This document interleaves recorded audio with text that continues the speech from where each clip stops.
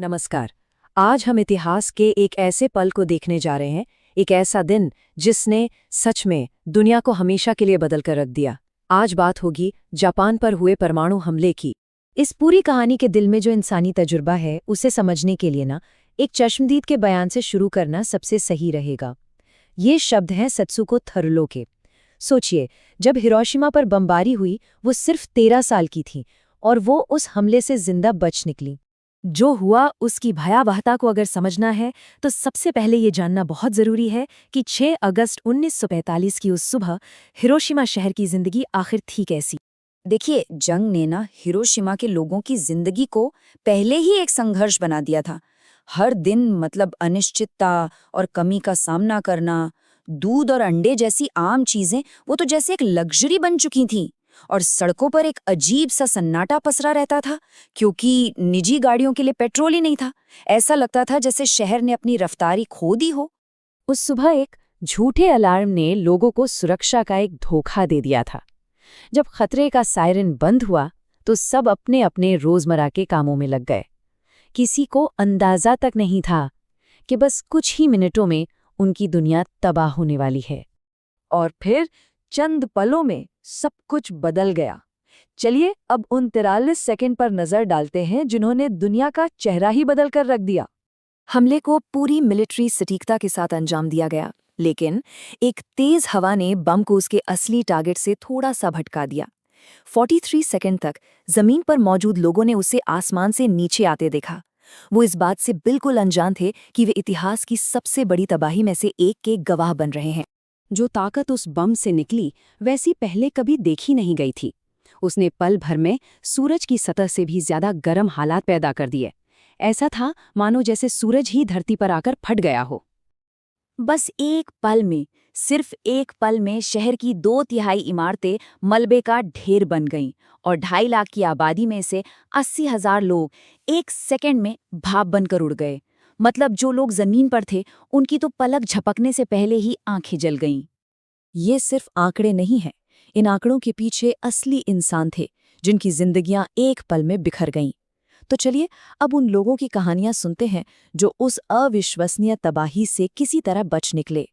13 साल की सत्सुको थरलो जैसे जिंदा बचे लोगों के तजुर्बे जमीन पर हुई उस अकल्पनीय हैवानियत की गवाही देते हैं। चारों तरफ आग की लपटें उनका पीछा कर रही थीं, और जब उन्होंने पीछे मुड़कर देखा तो उन्हें अपना शहर नहीं बल्कि आग का एक जलता हुआ नर्क दिखाई दिया। जो शारीरिक चोटें थीं वो फौरन लगीं और बहुत ही विनाशकारी थीं। इसने बचे हुए लोगों को किसी भी तरह की राहत खोजने के लिए मजबूर कर दिया, लेकिन उन्हें ये नहीं पता था कि शहर का पानी रेडिएशन से जहरीला हो चुका था। और तकलीफ सिर्फ धमाके तक ही नहीं रुकी। अब माहौल में एक नया ना दिखने वाला जहर घुल चुका था। जिन लोगों ने प्यास से तड़पकर इस काली बारिश का पानी पिया, उनमें से कई तो कुछ ही पलों में मर गए। जो लोग शुरुआती धमाके से बच गए और जिन्होंने वो जहरीला पानी पी लिया या फॉलआउट का सामना किया, उन्हें एक धीमी और बहुत दर्दनाक मौत का सामना करना पड़ा। इन्हें हिबाकुशा के नाम से जाना गया। इसका मतलब है विस्फोट से प्रभावित लोग, और उन्हें जिंदगी भर रेडिएशन से होने वाली बीमारियों और दूसरी तकलीफों से जूझना पड़ा। धीरे धीरे इस अभूतपूर्व घटना की खबरें बाहर आने लगीं, लेकिन शुरुआती रिपोर्टों पर किसी ने यकीन ही नहीं किया। घटनास्थल पर जो पहले पत्रकार पहुंचे, सातोशी नाकामुरा, उन्होंने अपने एडिटर को तबाही की हकीकत समझाने की बहुत कोशिश की, लेकिन वो मानने को तैयार ही नहीं थे। नाकामुरा ने चिल्लाकर कहा कि एक बम ने पूरे शहर को तबाह कर दिया है। और इसके ठीक उलट अमेरिका की तरफ से जो आधिकारिक घोषणा हुई, उसने इस घटना को एक बहुत बड़ी तकनीकी और सैन्य कामयाबी के तौर पर पेश किया। बताया गया कि ये 20,000 टन TNT की ताकत वाला बम था।